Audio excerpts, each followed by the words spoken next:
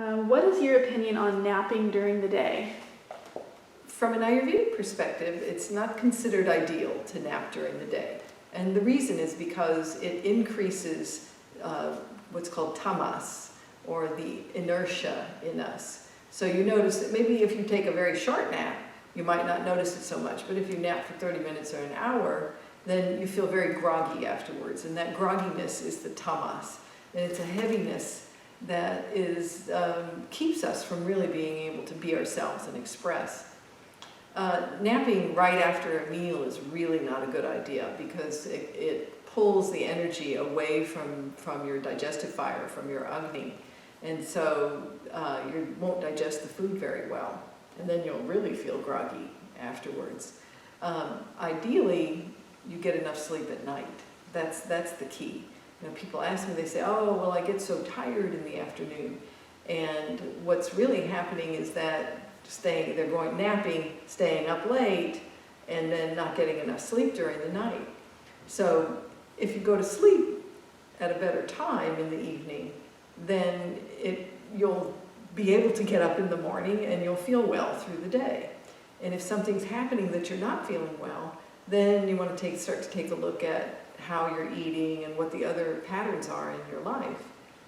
You know, we've come to really disrespect a regular schedule and really taking care of ourselves. You know, we're all meant to feel well and enjoy life. And when we don't get enough sleep, then we don't enjoy life. It's very difficult to be focused. It's very difficult to stay healthy. And napping really isn't a good answer for that. Now, if you're a pregnant woman, then it might be called for. Or if you've been ill, it might be called for. But in general, still, it's better to stay in bed, go to bed early enough, and sleep through the night. And that'll give you what you need. Do you think that weak breathing has to do with getting tired during the day? Do you think that not taking full breaths, I'm just thinking of other reasons why people might be tired during the day? Yeah, actually, yes. An improper or poor breathing pattern would definitely have people get tired during the day. However, usually that's a tiredness that goes on all day. That would be all the time, probably. But when the digestion is poor, that's when you'll get sleepy in the late afternoon. Or there's poor food combinations that are causing poor digestion and things of that nature. I remember that I would get really bad anxiety in the afternoons, and then I would take a nap, and I would sleep, and then I would wake up, and I would feel more relaxed after I had woken up for at least a little while. What about people whose reason for napping is that they have anxiety? What are some other things they could do besides for sleep? Oh, besides sleeping for anxiety. And depression.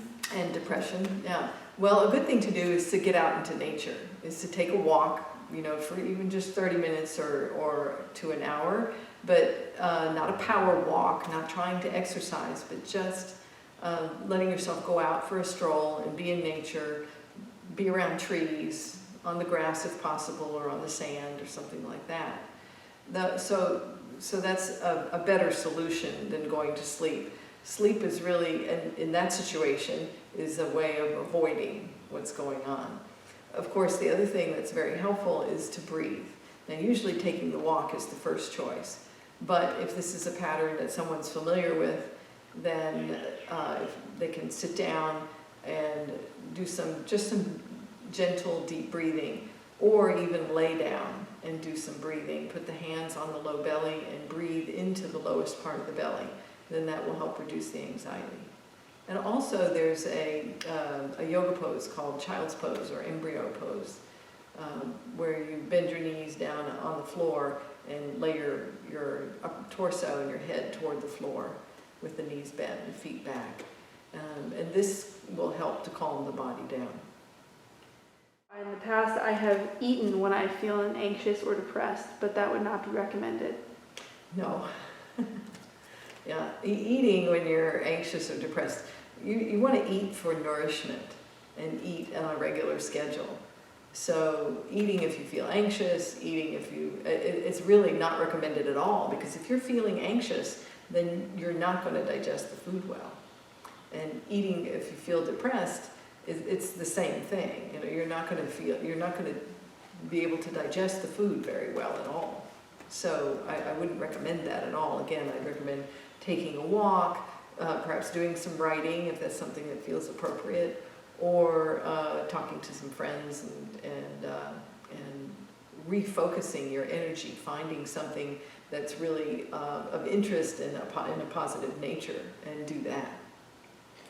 Why do I feel relieved when I eat, when I'm anxious or depressed, that those times of relief, you know, while I'm eating?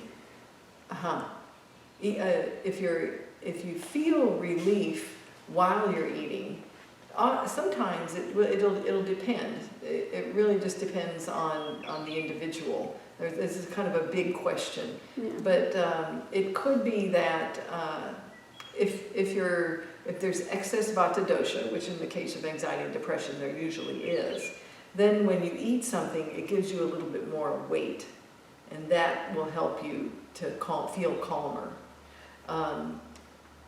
And also, usually, if there's sweet taste is there, so if it's something sugary, yes, but more importantly, if it's something like rice or sweet potatoes or pumpkin, or something that has the sweet taste as its primary taste, that will calm you down. The first response after assuming you chew your food and you swallow it, it goes into the stomach, and that environment is just a little bit sweet by its nature. Then after that, it would be normal. It would be normal. Let me correct that. It would be natural for you to have just a little bit of relaxation, that you'd feel just a little calmer. Yeah. So that part of it after eating is natural and a good thing. But you think in the compulsive eating, it would probably just be repressing emotions? Because there's definitely a difference between compulsive eating and just sitting down and having a meal that you've scheduled. There definitely is, yes. When you're eating compulsively, usually you're pretty unconscious. I mean, usually that food is going in there. You're not smelling it. You're not taking it in with all your senses. A lot of times people have eaten something and they don't even realize they've eaten it. So so using all of your senses as you eat. And if you're feeling compulsive, then if you can remember, that's one of the things that is very helpful, is to go ahead and smell the food and look at it and think about how it sounded when it was being prepared or something like that. That engaging yourself fully helps to bring that sacred nature back into the process of eating. Once you're in the compulsivity, it's only a matter of when you can stop yourself. Sometimes it might be during, and if you can, the moment you become aware, you can stop yourself. Now, a lot of times people they'll eat something, like I said, and then they get done with it and they don't even realize what they've eaten.